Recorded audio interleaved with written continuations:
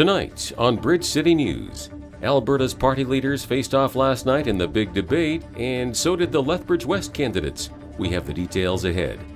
Tomorrow marks the one-year anniversary of the Humboldt Broncos bus crash. We'll take a look at the Logan Boulet effect that has arisen out of this tragedy. And Canada's Kevin Cooey rink comes up with a big win today over Switzerland in World Men's Curling Championship action. Your nation, your province, your southern Alberta. From the heart of Lethbridge, it's Bridge City News with Paul Arthur. Good evening. I'm Paul Arthur, sitting in for Hal Roberts. It was 1 year ago, as of tomorrow, that the lives of the Boulet family in Lethbridge were forever changed after their son Logan was killed in the tragic Humboldt hockey team bus crash. Ainsley O'Reilly explains how his name has continued to live on in our community. Riker Morrell isn't like most 14-year-olds. He saw a tragedy and turned it into charity. Personally, I'm a really big fan of sports. I play them a lot, and there's a lot of kids, especially in our neighborhood and around Lethbridge, that can't really afford it.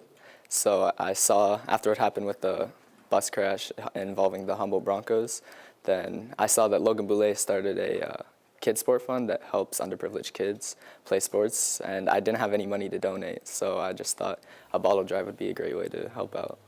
Last year, Bottles for Boulet raised $3,000 and helped 11 kids who wouldn't have otherwise been able to afford playing sports. The goal for this year is $10,000 and to help at least 50 kids. Good to take a bad scenario, make it good and help out kids that can't really afford it. Riker receives bottle donations from about a dozen local businesses too. It hit home because of the accident, him being a local sports figure, and passing away. We can see the effect that it made on the community, and it was negative. To see Riker come along and make this into a positive made us really feel good. And for us to get on board with this, it was just a no-brainer. Logan's memory lives on in southern Alberta, and the Bottles for Boulet campaign has taken one of Canada's biggest tragedies and found a way to help others. That's what I really liked about it, was it goes directly to the people that can benefit from it. What better thing is there? It doesn't take a lot of time, doesn't take that much effort, and we can help the local community directly. These kids are going to get to play sports. If you want to get involved and even volunteer, you can visit bottlesforboulet.org. For Bridge City News, I'm Ainsley O'Reilly. Green Shirt Day has many partners in southern Alberta, including the Canadian Kidney Foundation. With the selfless act of donating his organs, Logan Boulet has inspired hundreds of thousands of Canadians to donate their organs in what has become known as the Logan Boulet effect. There's never been a case in Canadian history where a single individual has compelled so many people to step up and take action on organ donation. It's just been incredible. And that his family, in a time of heartache and grief, was willing to share that experience and share that story with so many others. And it has been inspiring. And Logan is a hero. All organ donors are heroes. Here in Lethbridge, the Boulet family is inviting everyone to take part in Green Shirt Day this Sunday in conjunction with the Canadian Transplant Association and Canadian Blood Services to raise awareness of the importance of organ donation. There will be a free family skate at the ATB Centre starting at 4:15 p.m. with green shirts available for the first 270 people. The World Men's Curling Championship entered its 7th day with a big win for Team Canada, beating Switzerland 10-3 in the 6th round this morning. Kevin Cooey says the recent victory could mean a strong finish for Team Canada when the championship wraps up this Sunday. We'll come out tonight and hopefully take care of business, and I'm sure we can end up, we might even be able to get as high as second, I think. So, we still got lots of upside if things go right. That was a big win for us with Switzerland ahead of us in the standings. Canada hits the ice again to face the Netherlands tonight at 7 p.m. Raymond McGrath, RCMP, are looking for public assistance after a complaint of a firearm being pointed at a person in the rural area just west of Wrentham near Highway 61. The incident took place last Saturday. A vehicle was stopped along the road and was partially blocking traffic. And as a vehicle approached the parked vehicle, a man pointed a rifle at the passing vehicle. The suspect's vehicle is described as a red, older model pickup truck, possibly a Dodge or Ford, while the suspect is described as a Caucasian male, approximately 5'11", wearing dark gray clothing. If you have information on this event, please contact the RCMP.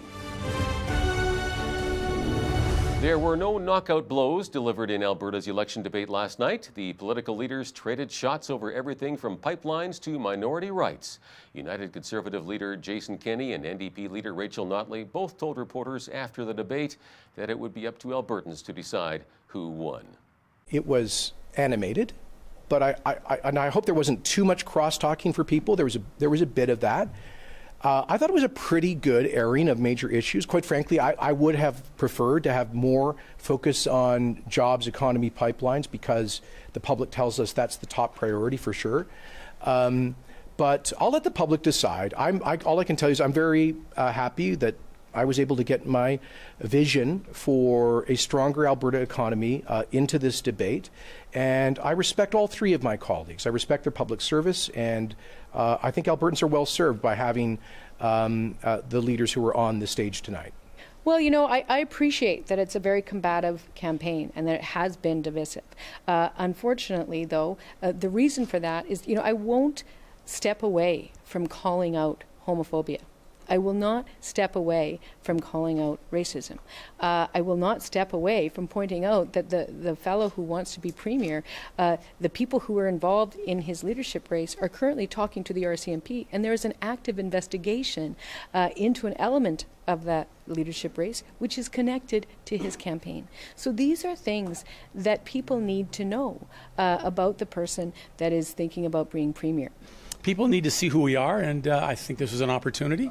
I think we did reasonably well. I'm quite pleased. We think there's been a gradual change and a shift in how the public are looking at Mr. Kenney's party and Ms. Notley's party, and we're the only option. We think people will begin to move to our party, and we think we can elect a fair number of people. How many that will be determined on April 16th. You know, I'm not going to predict, but I hope it's 45. Yeah, I think I had a great debate. I really enjoyed it. I hope that Albertans understand more about where I'm coming from, the great solutions that we have for the real problems that we're facing, that we need someone with forward-thinking vision that can actually address these issues. It was clear from this debate that the other leaders, the other parties, are out of new ideas. We've got the bold, innovative ideas to really address the real challenges that we're all facing. 4 candidates from Lethbridge West gathered at the downtown public library for an all-candidates forum last night. As Naveen Day reports, minimum wage, pipelines, health care, and the highly controversial carbon tax were discussed. Last night, candidates squared off at an all-candidates forum. Questions were asked by the audience and a panel of media personalities, including our very own news director and anchor, Hal Roberts. The discussion provided a broad perspective on how the candidates view key topics. The Alberta Liberals, we have put ourselves out there for criticism because our economic policy involves a tax. Rachel Notley is working to build one Alberta, one that works for all of us. On the other hand, Jason Kenney wants 2 Albertas, one for the wealthy and one for everyone else. We've lost 100,000 jobs in this province, oil field jobs. These are well-paying jobs. I can't imagine how you go from $100,000 a year lifestyle to I can't make $30,000. How do you go from that to working at Tim Hortons? If someone's record can be cleaned, if they agree to treatment and continue to treatment, those records have been shown to reduce the amount of drug addiction and abuse. Many public attendees said they have already decided who they're voting for, but they wanted to attend the forum just to hear the opponents answer the tough questions. The amount of debt that our province has now accumulated, I'm very concerned about that it's being passed on to my grandchildren, my grandchildren's children as well. And I really don't think media and the politicians understand this whole thing about debt. I retired early because of the NDP's right, or their right, or think it's their right, to shut down the mountains for random camping and off-road vehicle use. Well, it was either that or I lay off 3 people, and I retired early because our industry took a big hit. It's a billion-dollar industry in Alberta. United Conservative candidate Carrie Flatla was not in attendance at last night's forum. She says her and her team are having more success knocking on doors and having one-on-one conversations. For Bridge City News, I'm Naveen Day. Lethbridge West candidate Carrie Flatla stopped into our studios to talk politics and had this to say on the carbon tax. You know, when the NDP came to power and they implemented a carbon tax, both working Albertans and our business owners were super unhappy with that. And I think it's an unfair narrative to say that it's an either or with environment and economy. The United Conservatives, and myself included, very much believe that we can strike a balance between environment and economy. And in fact, we know that a strong free enterprise economy, especially in our energy sector, will encourage the type of innovation and technological solutions that can help address some of the climate challenges of our time. Hal Roberts has the full interview coming up after business news later in the program. BC's opposition Liberals are pointing blame at the NDP government after gas prices reached a record of almost $1.64 a litre yesterday. Liberal member of the legislature Jas Johal says the government has the dubious distinction of presiding over the highest prices and highest taxes in North America. Environment Minister George Heyman says the government is putting revenue from the carbon tax toward a range of affordability measures. He added that the former Liberal government increased gas taxes by 15 cents compared with the NDP's 2-cent increase. SNC Lavalin is asking the Federal Court of Appeal to give it another chance to challenge the decision by the Director of Public Prosecutions not to negotiate an agreement that would see it avoid a criminal trial.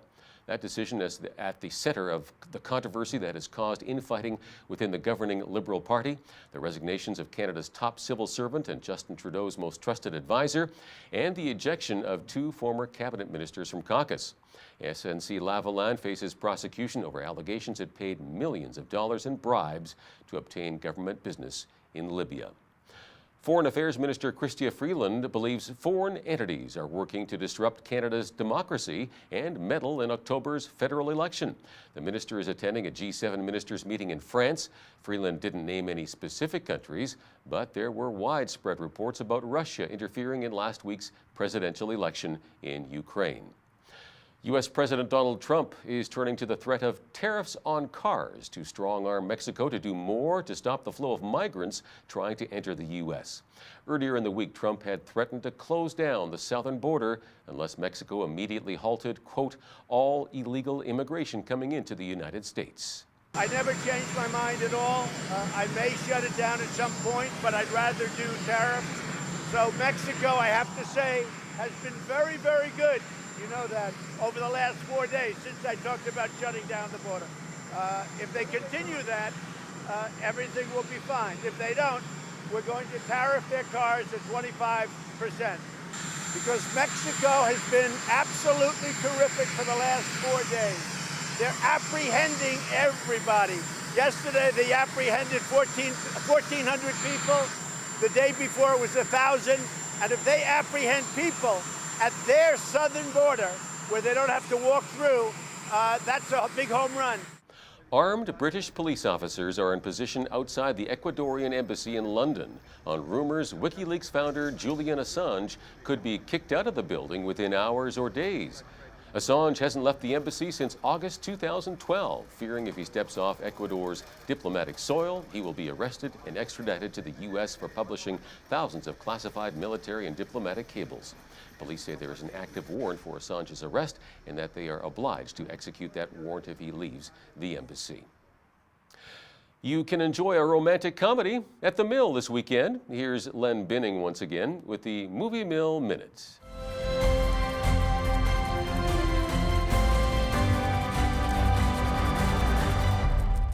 You may remember Rebel Wilson from Pitch Perfect. Well, she stars alongside Liam Hemsworth in the comedy Isn't It Romantic?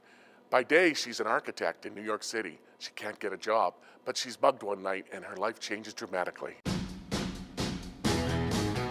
Pretty woman. It's just a movie. You see, Natalie, life's not a fairy tale. Girls like us don't get that. But why? Well, look in the mirror, doll. We're no Julia Roberts. Every day is payday. Swipe my card, then What are we talking about? Natalie's saying that romantic comedies are bad. All those movies are lies. They're terrible pop songs. I think people would have an easier time seeing you if you were a little more open. Hey, I'm Jack. Natalie. Here at the Movie Mill, we're always welcoming families. We've got great shows sure to please everyone of all ages. A decent weekend in store weather-wise, but perhaps some moisture in the week ahead. We will have a full look at the weather forecast in just a moment. Partly cloudy this evening with a southwest wind gusting from 30 to 50 and an overnight low of +3. For tomorrow, a mix of sun and cloud along with a southwest wind gusting from 30 up to 70 at times and a high of 12. Sunday, a mix of sun and cloud and a high of 16. Monday, sunny and windy with 16 degrees for a high. Things change up for Tuesday, though, cloudy with a 60% chance of rain showers, possibly mixed with some snow, and a high of 10. Wednesday, a mix of sun and cloud and a high of 12. Checking the almanac, the average high for this time of year is 11, with an average low of -3. Highest temperature on the state recorded back in 1969 at 22 degrees. Our record low was -21 in 1975. Sunrise, 7:01, and sunset at 8:08. Let's see how tomorrow is shaping up across the country. Cloudy and windy with some showers for Victoria and a high of 12. Vancouver will also get some rain and wind with a high of 10. Sunny and windy with a high of 12 for Calgary tomorrow. Cloudy with a 60% chance of showers for Edmonton. Some rain is in store for Regina with a high of 9 and much the same for Saskatoon. Mostly cloudy and 8 for Winnipeg tomorrow. In the central part of the country, Toronto will have a mix of sun and cloud with a high of 13 and much the same for Ottawa. Montreal should see a mix of sun and cloud and a high of 10. In the Maritimes, Fredericton, New Brunswick will get a mixture of snow and showers in the morning, then a high of 9, and a very similar forecast for Halifax, Nova Scotia. Charlottetown, PEI will be a bit cooler with a high of 5, but they will also see that mixture of snow and rain in the morning period. And in St. John's, Newfoundland, expect a cool day, a 60% chance of afternoon flurries, and a high near +2.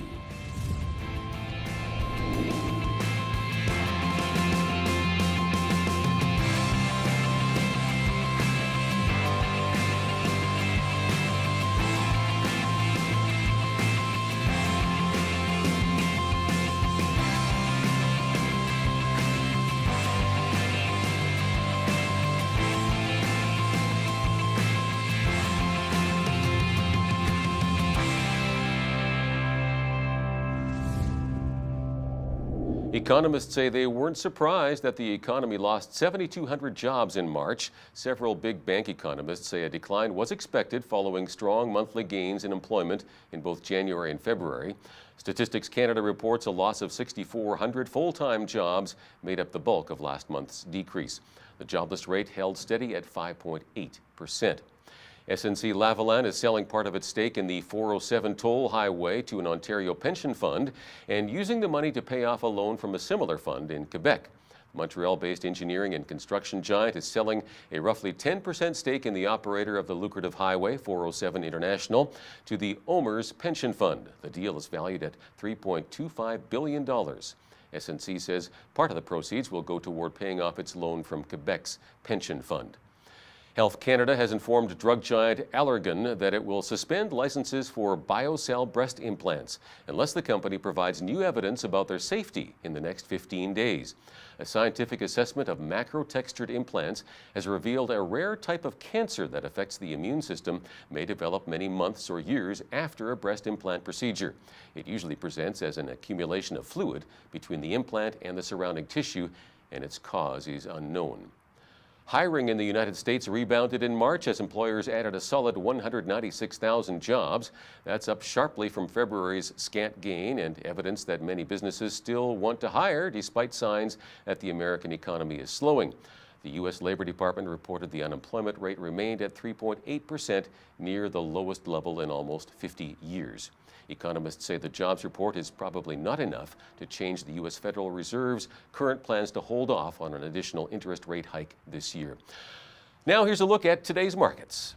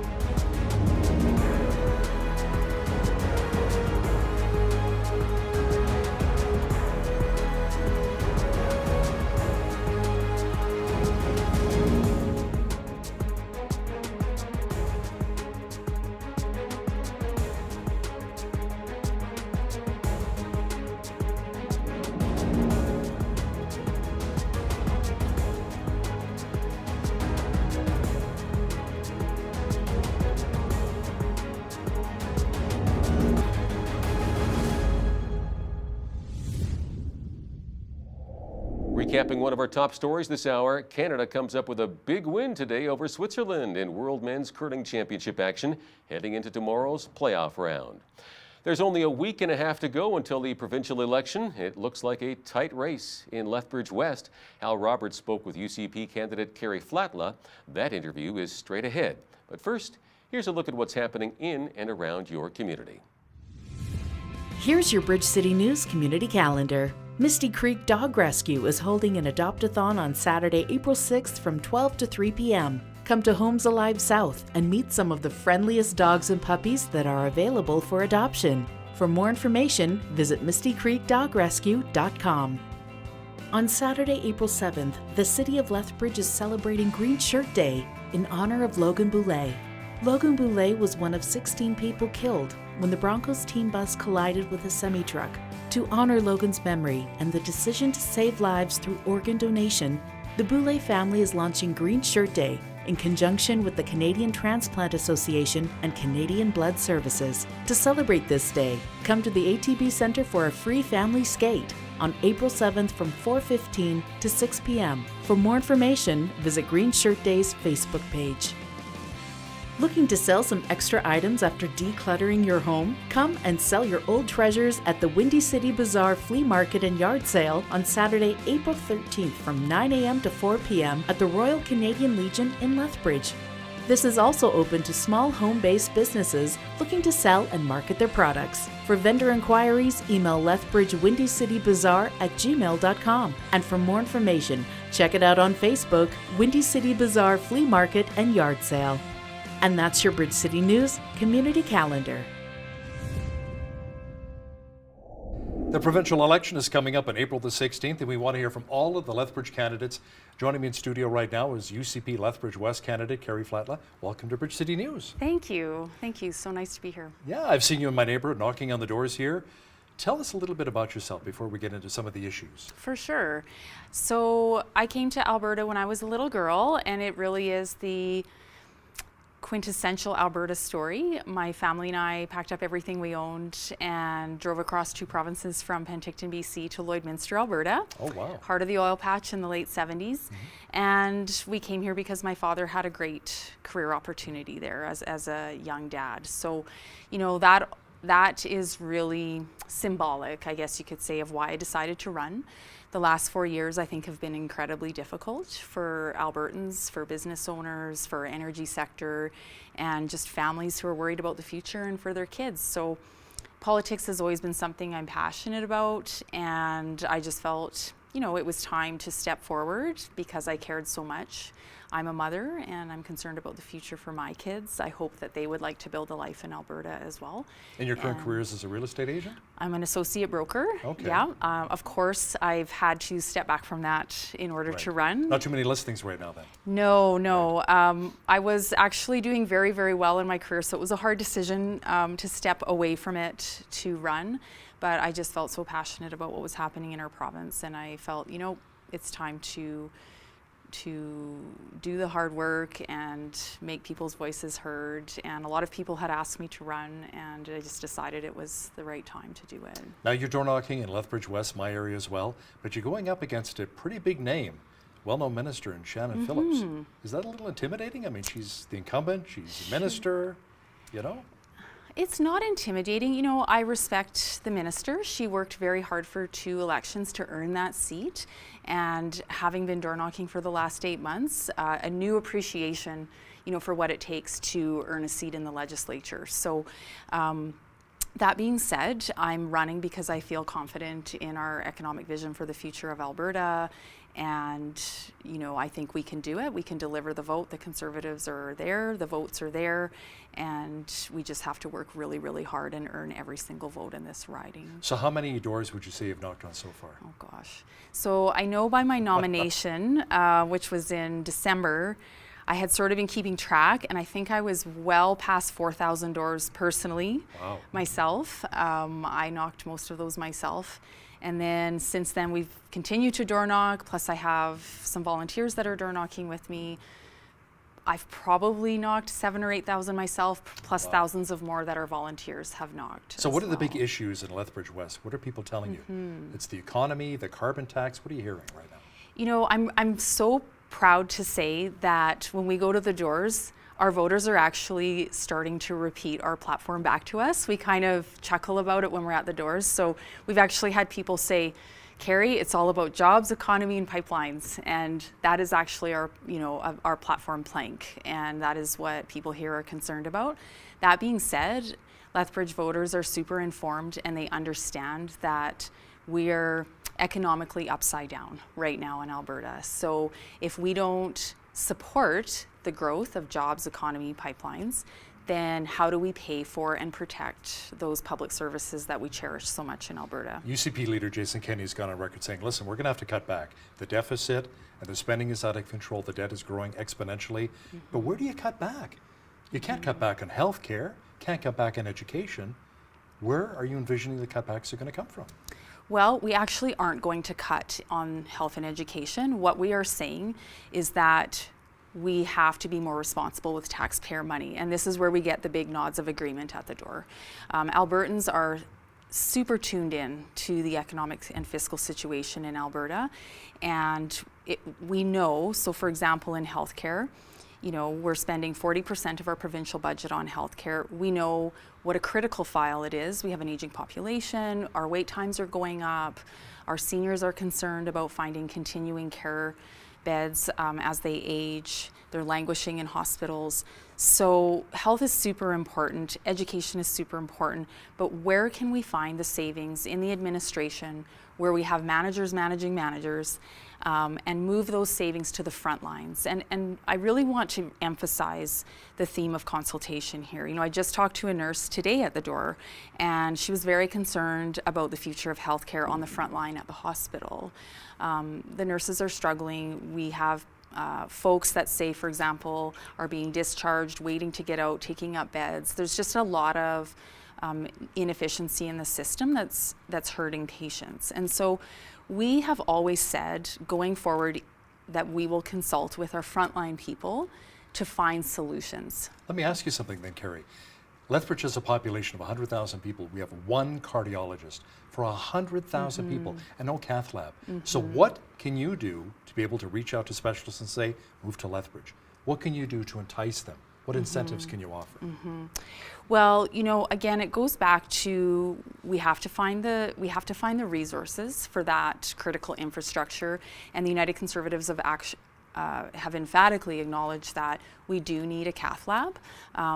As a realtor, I'm also very aware of the growth in Lethbridge, particularly in West Lethbridge. We have high population growth, which is exciting and wonderful, but with that we have to have our infrastructure and be keeping up with that. So we, you know, as we do our full audit of AHS and we look for savings and we find resources that are there that we can put into and look at some of these critical infrastructure projects across the province that Albertans are asking for. Many business owners have spoken with Carrie. They're really upset with the carbon tax implemented 2 years ago here in Alberta, and now Ontario's challenging. The Trudeau Liberals in court. Saskatchewan's going to do the same. Manitoba's doing the same. There's a common theme here. But Alberta, we said, sure, let's go ahead with the carbon tax. Business owners can't stand it. But environmentalists, of course, are very much on board. And like Prime Minister Justin Trudeau says, we have to put a price on pollution. So how do you kind of balance that? You know, people say we can't keep polluting the environment. Right. You know, we have to put a price on it, but at the same time, we're hurting ourselves economically here. Albertans didn't ask for a carbon tax, and the NDP did not campaign on the carbon tax. So, you know, when the NDP came to power and they implemented a carbon tax, both working Albertans and our business owners were super unhappy with that. And I think it's an unfair narrative to say that it's an either or with environment and economy.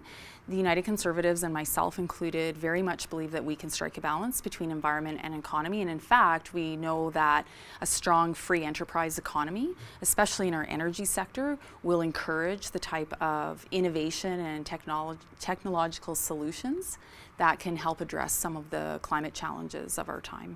A lot of leading economists across Canada and here in Alberta say that our province is no longer an attractive place to invest in. So how can we change that mindset, in your opinion? We absolutely can change that. So 2 key planks of our platform are to stimulate and supercharge a free enterprise economy. Are number 1, we are going to reduce corporate taxes by 1/3 over the course of 4 years, which over the long run will actually increase our tax base and compel free enterprise investors to come to Alberta, invest in Alberta, and create jobs. Then the other thing that we're going to do is dedicate a ministry to red tape reduction. The Canadian Federation of Independent Business has actually given Alberta, of all places, a fail on red tape. The red tape burden costs small businesses $6,700 per year per employee, and dramatically reduces their ability to hire and grow. So we take red tape burden very seriously, both within the Alberta government and for free enterprise. So we're going to work really hard to reduce red tape in Alberta. Your leader, UCP leader Jason Kenney, was talking about getting more people into the trades, how important that is. Let's talk a bit about that. Yeah, and I think that's so exciting. You know, and I've got kids coming up into high school, and being a realtor, I have absolutely seen how our tradespeople are some of the most economically prosperous people in our city. You know, they go on to be business owners, entrepreneurs, contractors, they hire other contractors, they support our critical construction industry in Lethbridge.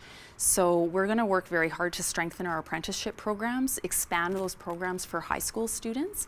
You know, being a university city, we know that post-secondary is super important, but we also know that going into the trades is just as meaningful and exciting of an endeavor for a career, you know, as something in post-secondary and what that would lead you to as well. Let's talk about university and college kids. My son graduated. He was an honor student, 3-year program. He's $22,000 in debt. He cannot find a job in his industry. So how can you help students like my son who have graduated, an honor student, and they're struggling? Yeah, and you know, I was a student here in Lethbridge too, so I went to college and university, and I was in my mid-20s at that time, so I was supporting myself. And it is incredibly stressful for young people now to not only find a job after they're finished school, but even to sustain themselves while they're in school. And that is a direct result of anti-business NDP policy over the last 4 years. So, for example, hiking the minimum wage that quickly by that much has really hurt business owners, and they're telling me this every day. So they're laying off some of their employees, cutting hours? Yeah, it forces them into a corner, right? They want to keep their staff, but if margins, for example, in the restaurant industry or whatever business they're in, especially small business owners, if the margins are super tight, you know, they're going to have to reduce hours and or pass those costs on to the consumer. So our young people now under this government are seeing record high unemployment levels, and it just goes right back to our strategy for stimulating the economy and making sure that those jobs are there for those young people. What about the call that the UCP wants to reduce the minimum wage for those under the age of 18? Some say that's not fair. Why would you go down that road? You know, I actually disagree with the statement that it's unfair. You know, for say a 15-year-old young person who's looking for their first job. I think that person and most people in society in Alberta would agree that they have less skills and experience than, say, a 28-year-old with a university degree and a long resume. So by allowing that youth wage, that allows our young people to get those critical first-time jobs so that they can build that resume when they come into the economy as an adult. Jason Kenney says he wants to crack down on crime, especially rural crime. What's the plan to help farmers defend their homes? So we do recognize that our rural citizens are at a disadvantage because they're so far from local law enforcement detachments. Takes a long time to respond, right? Yeah, and we're seeing the results of that. So, you know, we're going to look at updating existing legislation to make sure that we're considering what's fair in assessing the reasonable use of, in assessing reasonable action taking to defend one's person and personal safety. Reasonable force, right? Yeah, Sure. yeah. Okay. Another UCP proposal is to hold a referendum on equalization. How would that actually work? So we're very unapologetically saying that Alberta is not getting a fair deal on pipelines. Rachel Notley and the NDP have made best friends out of Justin Trudeau for the last 4 years. It's very clear that both Rachel Notley, the Minister of Environment, and Justin Trudeau are not interested in supporting Alberta energy. And so it's time to play hardball. People in Lethbridge know that prosperity in the energy sector actually spills over into prosperity for folks in Lethbridge. So if we can't get a pipeline built in Alberta, we are fully prepared to trigger a referendum on equalization so that we can force Ottawa to the table and renegotiate that formula. So if you were to be elected April 16th, the UCP party's in, you're in as well, and let's say Jason Kenney reaches out to you and say, I want to make you a minister. What portfolio would you envision receiving? What would you love to see as a portfolio? Well, first of all, if I was elected, that would be an honor, and if I was asked by Jason to be a minister, that would be incredibly exciting. I'm very passionate about the energy file. I'm very passionate about education. So those are two that are super interesting to me. But honestly, any opportunity to represent in the legislature the issues that matter to Lethbridge would be incredibly exciting, no matter what I'm asked to, no matter what I'm tasked with, right? So, what can we do to help our farmers, specifically the canola farmers? As you know, there's this embargo with China right now, the diplomatic tensions since Canada arrested the Huawei executive last December, being extradited to the United States. So, China is saying, no, it's the contaminated organisms. That's the reason why there's been a trade embargo on Richardson International and Viterra canola from Winnipeg and from Regina. And as well, we have Richardson International here in Lethbridge. So what can we do to really support our canola farmers? I think it goes back to a couple of things. Obviously, we would like to see a Conservative government elected in Ottawa, and we are going to be very supportive of our colleagues on the federal side in helping them with their message. But I think it also goes back to our free enterprise platform, and farmers are business people, and the red tape reduction strategy is going to help those folks as well. Now, what specific local issues are of concern to you, and what are you really hearing from people in Lethbridge West? There's such a diversity of issues, but definitely the theme is getting rid of the carbon tax. People here are very concerned about that. It is not popular in Lethbridge. Whenever we talk about it at the doors, they are fully supportive of our platform to scrap the carbon tax. But people are concerned about jobs. Whether they work for a business owner or they are a business owner, people here just want to see the red tape go away. They're very supportive of our job creator tax cut. They just want to make sure that we can sustain a healthy, vibrant economy in Lethbridge. Lethbridge West UCP candidate Carrie Flatla, thanks a lot for joining me in studio here today. Thanks so much for the opportunity.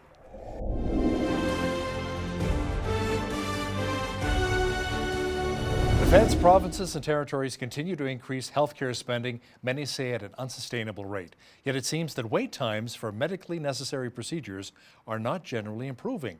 Is there a way to change this?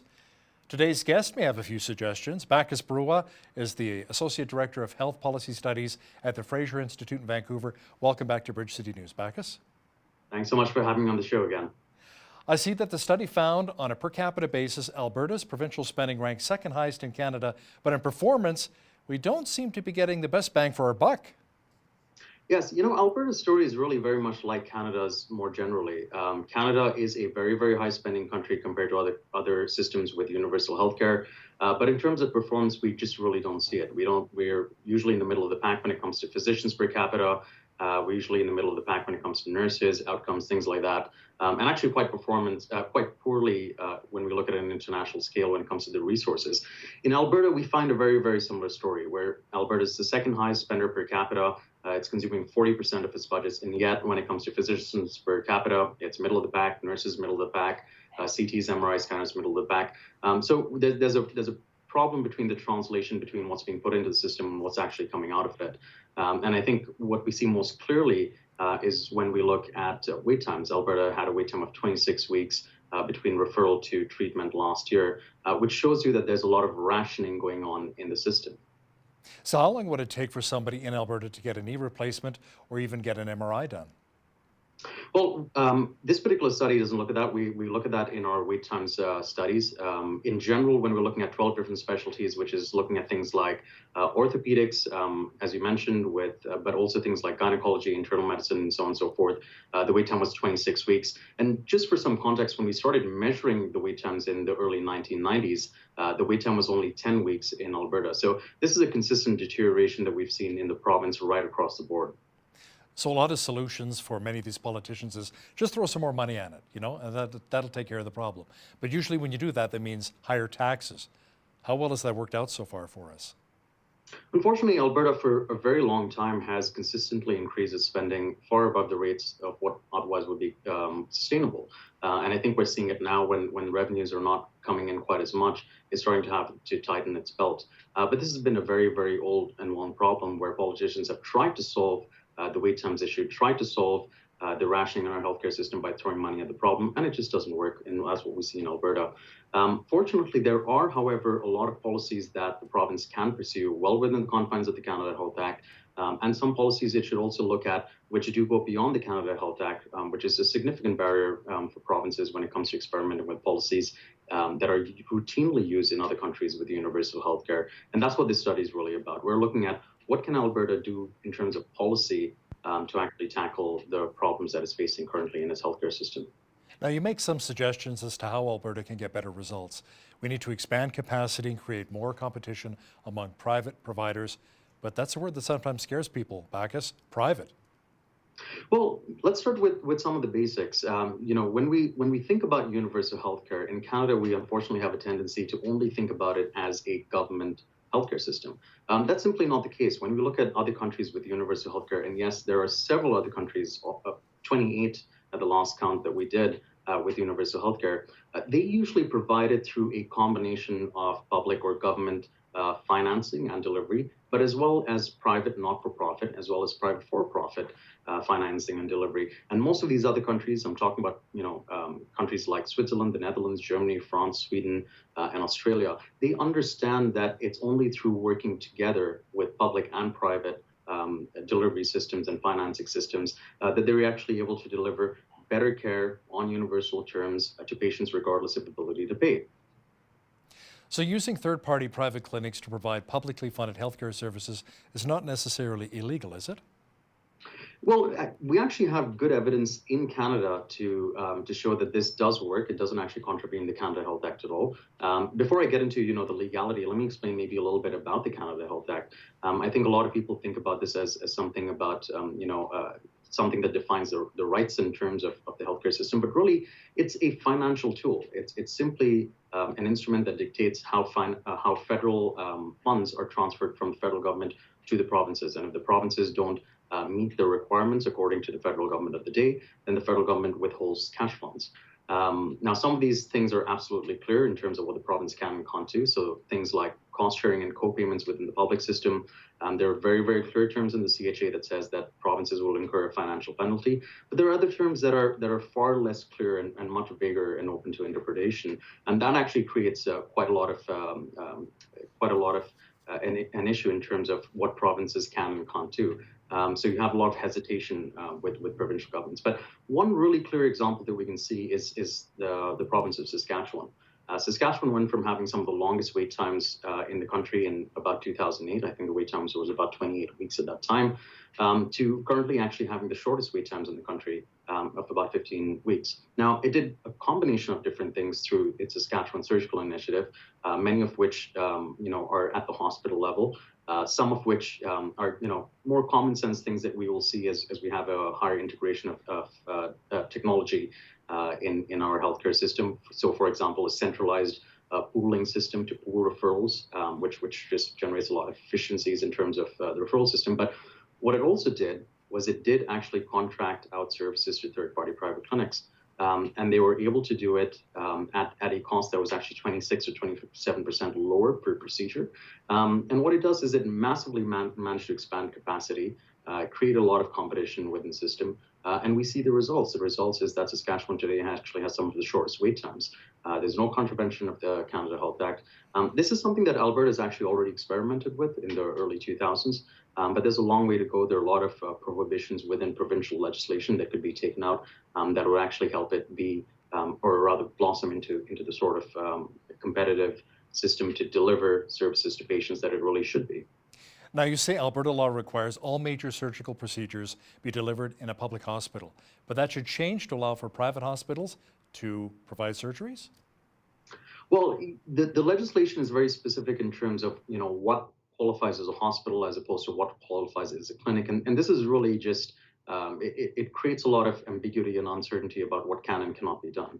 I think there's a lot that the province could do in terms of just clarifying the legislation, making it a lot simpler to say that, okay, if a private facility that already exists is able to deliver services that are publicly financed by the government, and can add to capacity, then it should be allowed to do so. If there's a patient who's waiting for treatment, and if there's a private facility that's able to deliver without actually needing to hire extra doctors or build a new building, then they should just be allowed to do it. Allow the system to actually work. But this of course is just one of the things that would hopefully help improve Alberta's healthcare system. And I would say in some ways it's a Band-Aid fix because, for example, at best we can imagine that maybe Alberta's, things like this would help Alberta's wait time come down from 26 weeks to 15 weeks that we see in Saskatchewan. But, this is nowhere near what we see in terms of wait times in other countries like Switzerland, Germany, and the Netherlands. They often have wait times that are just a few weeks or no wait times at all in some circumstances. And once we get into the systems that are in place in those countries, that's where things get a little bit more difficult. But there is a lot that Alberta can do well within the confines of the CHA. So does Alberta need to change the way it funds hospitals? Apparently activity-based funding results in improved quality and reduced wait times. Can you explain to our viewers how that works? Sure. The current system of funding that we generally have in Canada is what's called a system of global budgeting. And essentially, hospitals have a set budget based on the population that they serve, and they have to work within that budget because there is only one funder, and that's the government.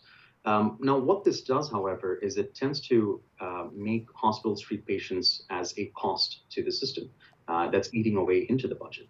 Most other countries over the last 10, 15 years have switched to what's called an activity-based funding model. And what this does is it actually is a system where hospitals are paid according to the number of cases and the types of cases that are actually being delivered in the hospital. So the incentive over there for the hospital is to actually treat more patients. And importantly, if there are two hospitals and a patient needs to go to one of the two, it'll actually create competition between those hospitals because they would actually get funds if they actually treat the patient. Whereas over here we have a system where essentially the incentive, although I'm not saying that hospitals would necessarily do that, but the incentive is for a hospital to actually have a a very expensive or complex case patient go to a different hospital because it'll eat into their budget. So that's just one of one of the interesting things. And I think, especially again, if you add that to the third-party private providers, that would create a very robust competitive environment where to the patient, it really shouldn't matter whether the hospital is owned by the government or whether it's a private for-profit facility or not. For the patient, all that should matter is that they are getting treated in a timely manner. And these are two things that can help that actually happen. So if we created a centralized surgical registry and started pooling referrals, you believe that would improve efficiencies?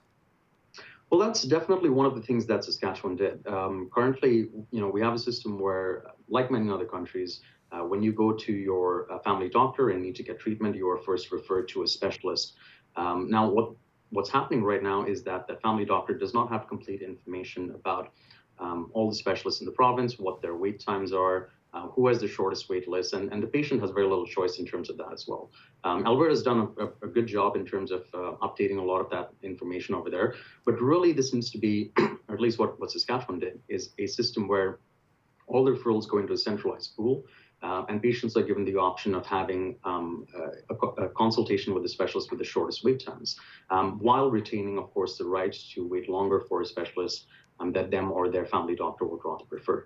This is one of those things which is, I call it a little bit of a no-brainer, but it's one of those things that will improve efficiency. It'll do it at the margins, but it's certainly, again, when we're talking about something like this, there's no issues in terms of the Canada Health Act or issues like that. It's something that Saskatchewan has done, and I think Alberta is probably moving towards it already. It's got a couple of small pilot programs, but it would certainly improve efficiency in the province. So does federal law allow provinces to let individuals use private insurance or maybe pay out of pocket for a doctor to deliver medically necessary services? Now, here's where things get very, very difficult. The key issue with the Canada Health Act is the issue of hospitals that are sharing the cost, or insurance that shares the cost with the public system. When the costs are shared with the public system, then the central tenets of the Canada Health Act become very, very specific in terms of the penalties that the province will incur. However, for example, if we take an extreme case where you have a private parallel system where everything is insured completely, everything is paid out of pocket, there's nothing really in terms of federal legislation that's preventing that from taking place. It's really it starts to become provincial legislation that's currently hampering that. But my understanding is that a lot of that provincial legislation came in because of the ambiguity in the federal legislation, which leads to a situation where you might have the government of the day suddenly decide that perhaps that's impeding reasonable access, or this could possibly maybe result in some sort of a two-tier system or issues like that. And it's really that ambiguity that causes a lot of issues. But in terms of the actual legislation, if things are fully privately funded and delivered outside the public system, there really shouldn't be any issues. So Bacchus, let's talk a bit about dual practice, which would permit physicians and other healthcare professionals to work in both the private and public sectors. Is this currently legal in Canada and in Alberta? Well, this is something which, interestingly, there's no federal restrictions on it. However, again, there are many of the provinces have either direct things impeding this from happening, or have disincentives. Alberta is actually pretty good about it, but the thing is, everything else, when it comes to what it restricts in terms of private financing, in terms of the rates that physicians would charge in the two different practices, in terms of what surgeries can actually be delivered in the two different cases, leads to a situation where it's essentially a status disincentive for physicians. And I think with dual practice, one of the things that we have to remember is that while a lot of people might be afraid that it might result in physicians moving away from the public system to the private system, it's only if you actually restrict dual practice that might actually happen. However, if you actually allow it and actually encourage it to happen, that would result in a system where these very scarce and very skilled resources are being used as efficiently as possible. If the public system has only enough money to compensate them for a certain amount of time, I think they should be allowed to actually also go to the private system and deliver those services for patients in that need. A controversial suggestion to improve healthcare is cost sharing. the concept of requiring patients to pay for part of the healthcare service. Can you explain how this would actually work? Sure. Cost sharing is something which, contrary to I would say a lot of popular perception, is actually the norm in other countries with universal healthcare. They of course do it in very different ways. For example, you see the most extreme example in a country like Switzerland, which actually, I should say, spends only a little bit more than Canada, but it has far more resources, far shorter wait times, and still has a robust universal healthcare system. In Switzerland, you have a system where essentially everybody is mandated by private insurance. You are required to pay premiums. If you can't pay your premium, you're given a subsidy and helped along with it. But you also have co-payments that are required. So patients usually are expected to pay a deductible, let's say somewhere between $300 to $500.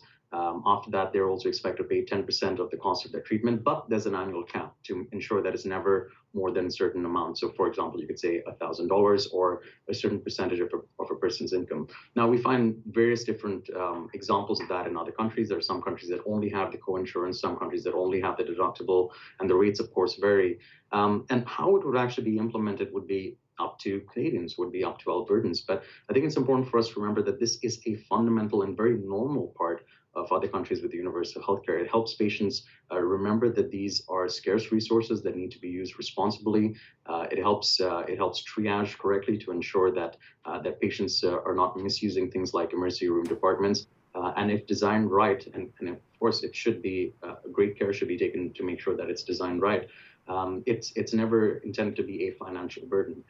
It's never intended to be a situation where patients are choosing between healthcare and their mortgage, but it's meant to just make patients think twice about what's actually happening. And importantly, it needs to happen in conjunction with things like private provision, needs to happen in conjunction with things like activity-based funding. All of these things play off each other, and they're all things that are very commonly found in other countries with universal healthcare that do universal healthcare better with shorter wait times. Bacchus Barua, the Associate Director of Health Policy Studies at the Fraser Institute. Thanks a lot for joining me today from Vancouver. Thanks so much for having me on the show. On behalf of all of us here at BCN, I'm Hal Roberts. God bless. Have a great night.